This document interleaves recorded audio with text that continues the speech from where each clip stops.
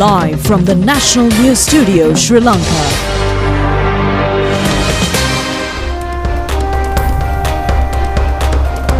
A very good evening and welcome to the National News telecast of the most prestigious channel in Sri Lanka. Bringing the latest updates from home and across borders, I'm Vibhuda Vijay Bandara. A very good evening indeed. I'm Sharifa Tahir. Let's take a look at the headlines.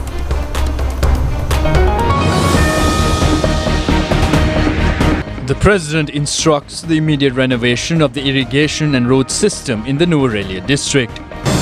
No shortage in daily supply of vegetables, although there is a drop in the harvest, revealed during the Nuwara Eliya District Coordination Committee meeting. 38,800 members of the three armed forces and security sectors to reconstruct areas affected due to the disaster. An increase of rainy weather in several areas from tonight. Prime Minister emphasizes the importance of paying more attention to the mental health of children in safety camps. A program to provide immediate compensation for losses in cultivation. Skirmishes increase in the Thai-Cambodian border. And now for those news items and other news items in detail, we are starting off with local news. The Nuwara Eliya District Coordinating Committee meeting was held at District Secretariat today under the patronage of President Kumara Dissanayake.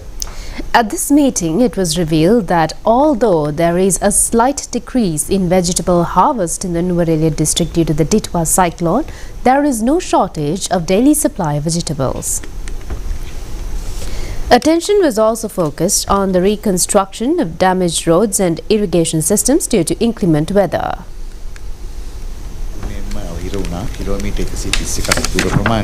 President Kumara Dissanayake pointed out that according to photographs, some damaged roads cannot be reconstructed. He questioned the officials whether they have identified places to construct alternative roads instead of the damaged areas. During the meeting, lengthy discussions were held on the time required to repair all roads in the district that were damaged due to Cyclone Ditwa. The President inquired from officials about the roads that cannot be reopened through ordinary repairs and requested that a detailed report be submitted on the matter. Officials also pointed out that reports from the National Building Research Organization should be taken into consideration when constructing certain roads and bridges in the Nuwara Eliya district. Having examined the causes of flooding in the Nuwara Eliya district, officials noted that unauthorized constructions, the blockage of canals and the insufficient expansion of the reservoir's spillway were contributory factors. The President instructed officials to assign supervision and technical services related to Gregory Lake to the Irrigation Department and to enter into an agreement with the Municipal Council regarding economic activities. During the meeting, the President questioned the relevant officials about various opinions circulating in the country regarding the Kotmale Reservoir due to adverse weather conditions. Officials explained that the highest volume of water in history entered the Kotmale Reservoir on the 27th and that the spill gates were opened scientifically according to the standard procedure in order to protect the Kotmale Dam. Officials further stated that 4,700 acres of paddy fields in the Nuwara Eliya district had been damaged and that apart from 500 acres, the remaining paddy fields could be cultivated during the Maha season. President instructed officials to assign supervision and technical services related to Gregory Lake to the Irrigation Department and to enter into an agreement with the Municipal Council regarding economic activities. Due to adverse weather conditions, 1,421 hectares of vegetable cultivation in the Nuwara Eliya district has been damaged. President Kumara Dissanayake instructed the relevant officials to take the necessary measures to provide compensation to farmers without delay. Officials stated that although there has been crop damage, the reduction in the vegetable harvest in the Nuwara Eliya district would be around 25%. They added that the district would be able to meet the supply daily demand, but a decrease in daily demand has been observed. Officials further pointed out to the President that the reason for this decline is the spread of false information claiming a vegetable shortage in Nuwara Eliya district and that prices have excessively increased. The Department of Meteorology stresses that the northeast monsoon is establishing across the island at present. In the morning, the prediction issued by the department says that increase of rain is expected in some areas in the island from this evening.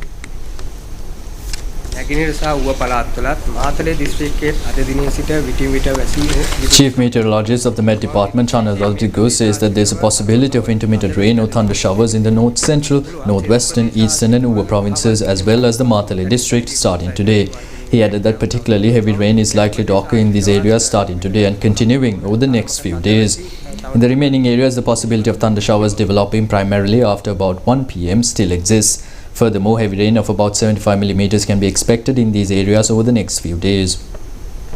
In the sea areas around the island, from Pothuwil to Kankisanthure via Batticaloa and Trincomalee will experience intermittent showers of thunder showers. Wind speed may increase up to 50 kilometers per hour and the sea may be fairly rough during the winds. The Irrigation Department says that water in the major reservoirs is being released gradually without causing any harm to the people living in the low-lying areas. Director of the Irrigation Department, L.S. Surya Bandara, said that there has not been a significant flood or inundation up to this point. Currently, water levels in major reservoirs such as Senanayaka Samudraya, Nachaduwa, Rajankanaya and Dadroya are being reduced. This reduction is being managed in a way that it is not harmful to people in the lower areas. For reservoirs where it is not possible to reduce the water level by opening the sluice gates, water is being released in very small quantities and with minimal risk. He said that therefore there is no major risk of a significant problem even with future rainfall. Currently, close to 30 reservoirs are experiencing water overflow. Due to heavy rainfall in the next few days, the water levels are presently being lowered. In preparation, water is being released for this purpose. The Irrigation Department also says that 3 spill gates of the Unnichai Dam, which is the biggest reservoir in Batticaloa district, have been opened by 1.5 feet each. Meanwhile, the National Building Research Organisation says that the red notice of evacuation issued to 50 divisional secretariat areas in 5 districts is further effective. Senior scientist Vasanta Senadera said that in the districts of Kandy, Kagalla, Kurunegala and Matale and across 22 divisional secretariat divisions in 4 districts, the stay alert notice remains effective under level 2. Furthermore, a be vigilant notice is still active under level 1 for 27 divisional secretariat divisions in 7 districts. He also said that based on incoming phone calls, people are reporting cracks on hillsides, cracks in their homes and continuous landslides, as well as the presence of muddy water seeping through. Due to this, the public is being requested to move away from these highly dangerous areas to safer locations, particularly if further rainfall is expected. The Disaster Management Centre requests the public to prevent from visiting and travelling the disaster-affected areas. Director, Disaster Management Centre Pradeep Kodipilli emphasized that it is extremely dangerous to visit or travel in the flood-affected areas. The Tri-Forces and police and all related teams are continuously engaged in rescue and relief efforts.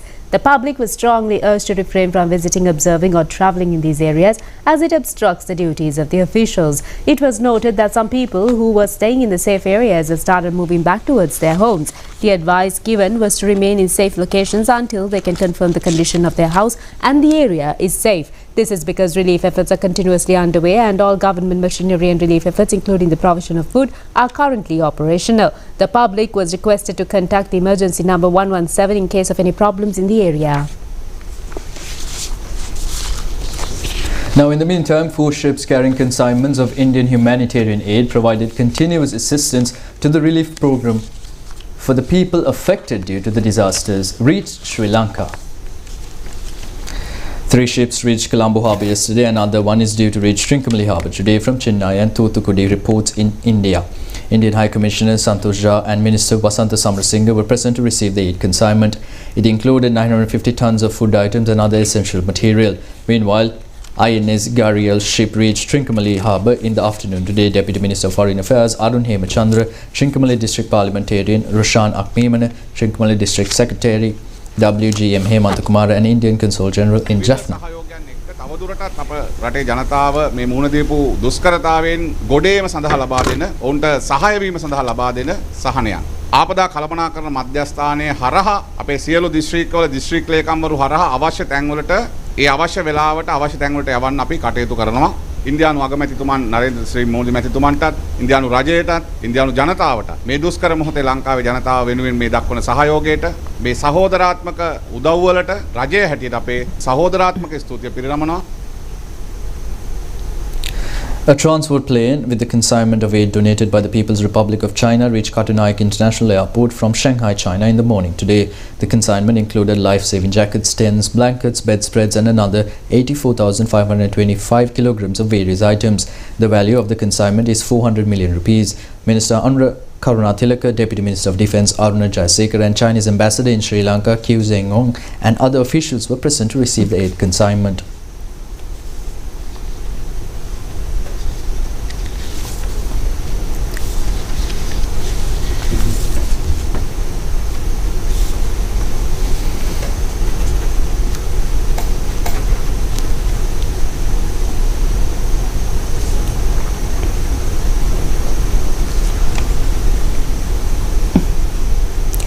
Prime Minister Dr. Harini Amarasuri says that to restore people's lives back to normalcy, the government will provide necessary relief, that the effective cooperation of officials at the divisional level is also important. She pointed out that special attention should be focused on the mental health of the children living in safety camps. The Prime Minister made these remarks during the Disaster Management Committee meeting held at the Udapalata Divisional Secretariat office in Kandy. She also inspected the damages caused by the disaster and the relief services in Gelioyo, Udapalata and Dolua areas. Officials said the power outages affecting the Udapalata and Dolua areas have been restored. Major roads are opened while cleaning of rural roads is currently underway. They further said that supply of drinking water is being provided to the affected areas and banking services will commence once the communication disruptions are fully restored. Prime Minister Dr. Harini Amarasuri said that while the authorities are facing this disaster, mitigating the damage and providing relief services, they must also strive to normalize public life. She said that about the need for flexibility. The Prime Minister explained that decisions must be made according to the situation, and in such circumstances, they cannot be paralyzed by debating whether this is right or wrong, this is how it should be, or this is the cycle.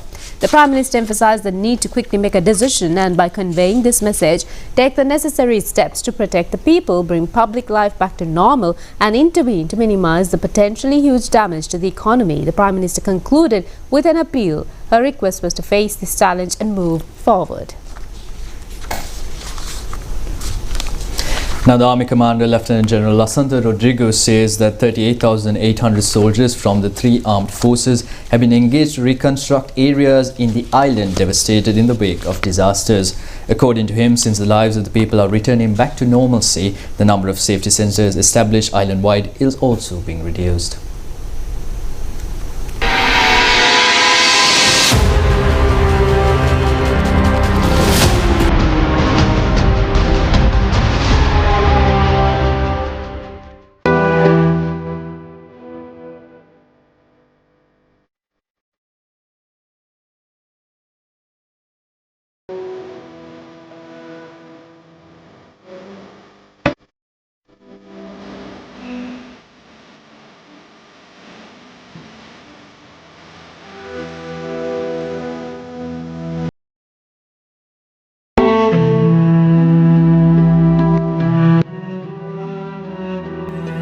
The closed section of the road at Lower Kadugannava area in the Colombo-Kandy main road has been reopened for vehicular traffic from today. The main road closed to Valimada Madawala near Umawaya, which was inundated due to the overflowing of Umawaya from Valimada, Daragala and Vellawat areas and houses, and the drainage system on both sides of the road is being cleaned and repaired these days. Mathura Municipal Council and Malimbadu Pradesh Sabha are contributing towards this in labour. According to District Secretary of Vavuniya P.S. Sarat Chandra, nearly 540 roads are damaged due to excessive rains in Vavuniya district. Restoration of the roads is being conducted now. The power supply line from Valimada, Daragala and Katugalla in Uwaparanagama due to overflowing of Umawaya has caused extensive damages to the power line. Restoration of it is being carried out these days. The Ceylon Electricity Board says that the system will be restored within the next 2 to 3 days. Vehicular traffic in Maspanna Main Road, Uwaparanagama, damaged due to severe landslides, has been restored from Valimada to Maspanna. The rest of the road is due to be restored during the coming days, according to the Road Development Authority.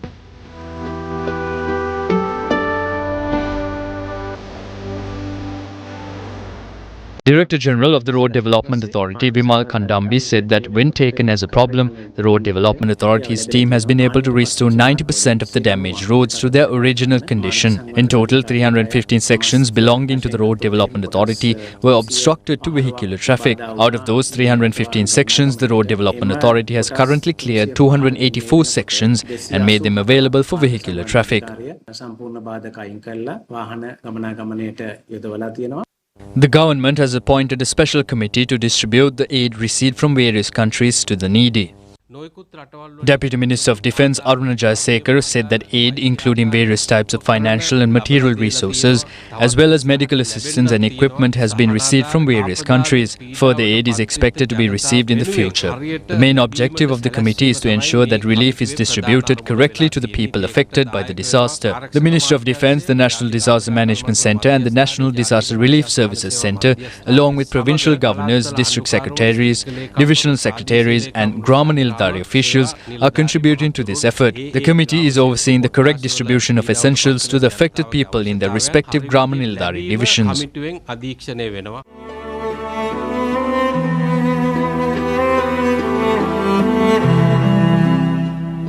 Meanwhile, the restoration work of the Polonnaruwa-Batiklo main road, which was damaged due to severe floods, is being carried out swiftly. Sri Lanka Army is assisting this process. Parliamentarian Sunil Ratnasiri joined inspections of the restoration work. Meanwhile, the damaged railway lines due to the disaster situation in Polonnaruwa district are being restored now under the supervision of railway authorities. It is being assisted by the 3 armed forces. Vehicular traffic is completely blocked since the section of the road joining Nuwara Eliya bridge located in Mahiyangana Dambulla road was washed away due to floods. Restoration work of the road is being carried out these days. Renovation of the Jinaraja Balika Mahavidyalaya Gampola and Chakkinda Rama Viharaya, which conducts additional classes of the school, is being implemented now. A group of about 100 persons of Richmond College, Gaul, is assisting in the restoration work. It is being assisted by Principal Rusira Madhumahevage, the staff and the old boys along with government officials. The Tri-Forces and police is providing assistance in the reconstruction of areas affected by the disaster. Army Commander Lieutenant General Lasanta Rodrigo said that since the start of the disaster, the Tri-Forces have been able to rescue 31,110 people who were affected. As the normal life is currently returning to normal, the number of safe centres, which is 1,482 in the beginning, has been reduced to 956. Currently, about 89,857 individuals are staying in these safe centres. Medical and rescue teams from the United Arab Emirates, Pakistan, India and Japan, who arrived to assist Sri Lanka due to the disaster, are continuing to provide their services to the people.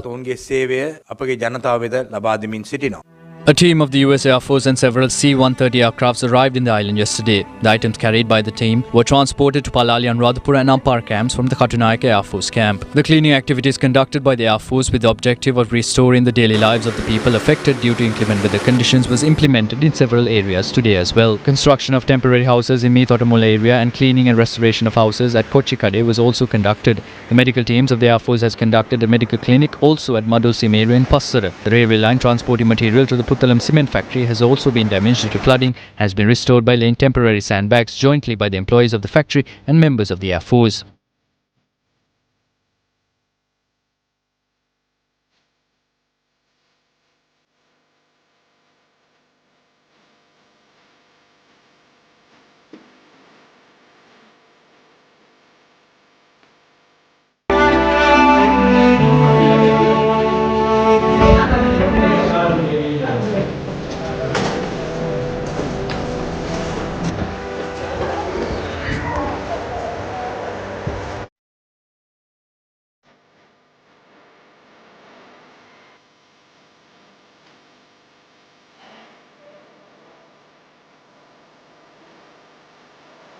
Meanwhile, the Ministry of Industries and Entrepreneurship Development has decided to provide 200,000 rupees each for industrialists affected by the disaster situation. Receiving of data of industries affected is being conducted now. Information can be provided by a hotline number 071 266 6660. The Ministry announces to provide concerned information before 2 p.m. on the 16th of December. All industrialists registered under institutions affiliated to Ministry of Industries and Entrepreneurship Development are eligible to apply. Monetary aid of 25,000 rupees each for 156 families in 5 Grama Nilladhari divisions including Ballava, Rangama, Akaragana North in the Divisional Secretariat Division of Kurunagala was awarded today.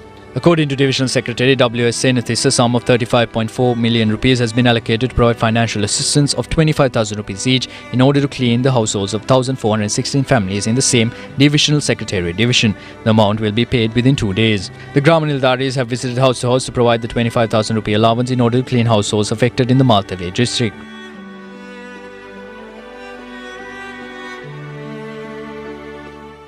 Maltale District Secretary Prasanna Madanayaka said that the government had allocated a sum of 79 million rupees for this purpose. The sum of 46.65 million rupees has been provided for 1,946 households by yesterday.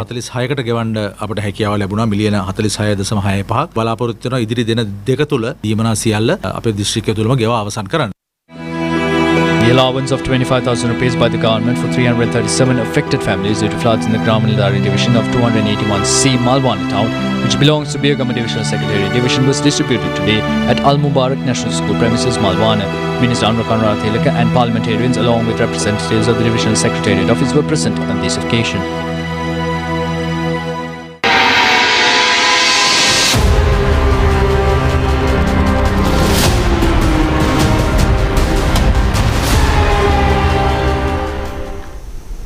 Now, the Secretary to the Ministry of Agriculture, D.P. Vikramasinghe, says that the process to pay compensation immediately for the crop damages caused by the inclement weather has been already initiated. Farmers should provide correct data on the damaged crops to the agriculture officers of the area.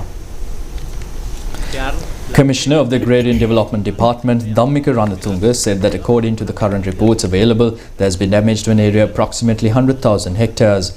It is expected to cultivate nearly 850,000 hectares during this Maha season. At the time of the disaster, about 600,000 hectares have been already cultivated.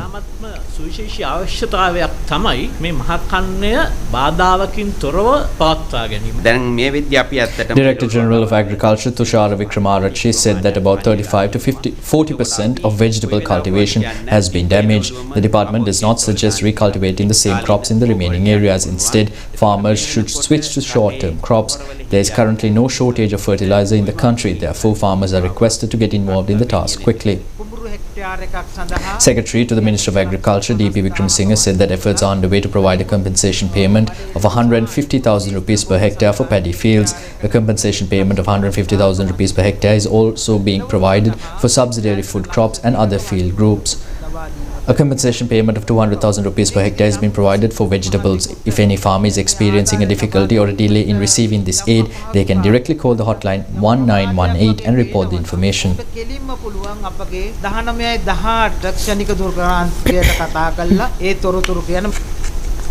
The disaster situation has caused negative impact to the animal husbandry sector as well. The maximum damage has been reported from the Mana district. Director General of the Department of Animal Products and Health, K.K. Sarat, said that there has been some level of damage to the poultry industry as well. The department only has data on large-scale poultry farms. The data from small and medium-scale poultry farmers has not been properly collected. Nevertheless, the damage incurred to that industry is expected to result in a reduction of approximately 10% or less in production. This reduction will not cause an egg shortage, a chicken meat shortage or price increase in the market. This is because the country's egg and chicken meat production was at surplus levels. Eggs were available in the market at a very low price recently. A special meeting was held today between the Indian High Commissioner in Sri Lanka, Santosh Jha, and Minister Dr. Nalinda Jatisa at the Ministry of Health and Mass Media. Special attention was paid during the meeting to strengthen the health system for the safeguarding of health of people who are facing the post-disaster situation. Present activities of the hospital system in the disaster-affected areas and treatment services were also discussed. The Indian High Commissioner stated that the Government of India will provide further assistance to the efforts of the Sri Lankan government to strengthen treatment services. Minister Dr. Nalinda Jatisa stressed that the meeting will further cement the long-standing friendship and strategic cooperation between the two close neighbours.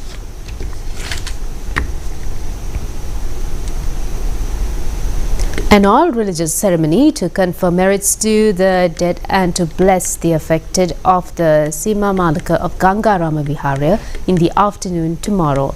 A Pirit chanting will also be held, and Catholic and Hindu and Islamic religious places will also conduct their observances.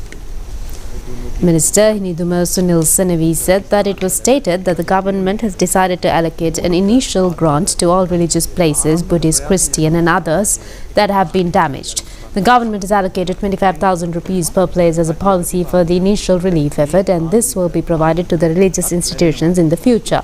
For places that have been partially damaged or affected in other ways, the government is currently requesting valuations. The Ministry of Buddhist Asana, Religious and Cultural Affairs will correctly assess these, and the government will then undertake the restoration work through its proper procedure with coordination and responsibility. Tomorrow, the 9th of December, has been designated as an hour of peace, a day to be free from conflict. Tomorrow, a Pirit chanting ceremony will commence at 8 p.m. at the Sima Malika of the Hunapitiya Gangaramaya temple with the full involvement, advice and counsel of the Venerable Dr. Kirinde Asaji Nayaka Thera. Sangika Dana is planned for 100 venerable monks at 9 a.m. the following day. This covers the Buddhist aspect, and simultaneously the government is planning ceremonies of religious vows and merit transfer across the country. It was noted that the Sri Lankan people across the country have a great sense of empathy regarding what has happened. Therefore, as a government, the goal is to wish peace upon their lives through these religious programs and through the vision of the faiths they believe in. Minister Krishanta Abesena opined that the government is taking responsibility for the restoration of the 63 churches that have been affected by the disaster. Meanwhile, the construction of the new water purification plant commenced today under the patronage of Minister Dr. Susil Ranasinghe. The construction is to be completed within 2 years. A sum of 1,396 million rupees has been estimated for the new water purification plant. The water pumping station in Avisavela, which was set up in 1968, has been provided water for about 5,000 families under the semi-purification method. Under the completion of the new plant, 2,500 more families will have benefits.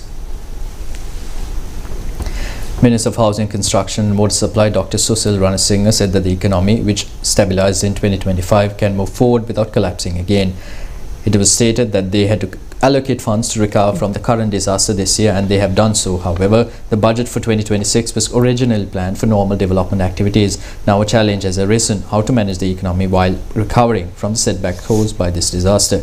He said that as a government, steps have been taken to ensure that the debt targets set for 2026 are not surpassed. There are debt limits, and if those limits are crossed, the economy will face difficulties once again. Therefore, the government has worked on how to allocate significant amount of money for disaster recovery without exceeding the established debt limits.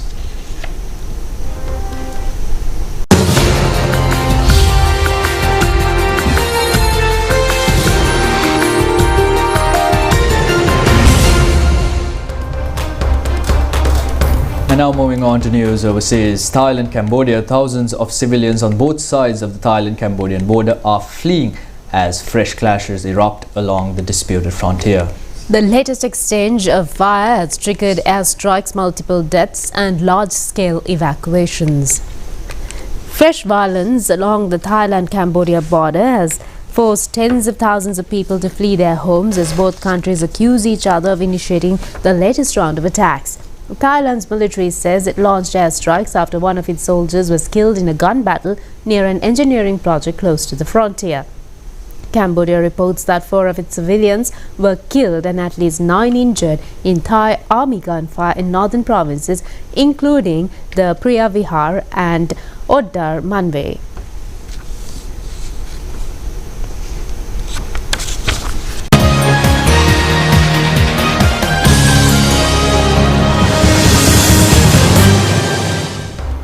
Moving on to sports news now, Sri Lanka men's Carom team became the runners-up of the World Cup Carom Championship. The women's team was able to secure 3rd place. The victorious teams arrived in the island recently from the Katunayake International Airport.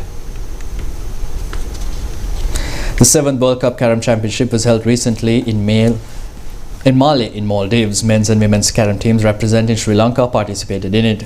Tasmila Kawin, they competed under the women's singles event of the championship, secured 4th place in the world rankings. Meanwhile, Shahid Hilmi of the men's team secured 5th place in the world rankings in the men's singles event. India became the champions in the both men's and women's divisions of the World Cup Carom Championship this year. And with that, we end today's national news telecast. See you again tomorrow. I'll be Vijay Bandar signing off alongside Sharifa Tahir. Good night. Have a pleasant night.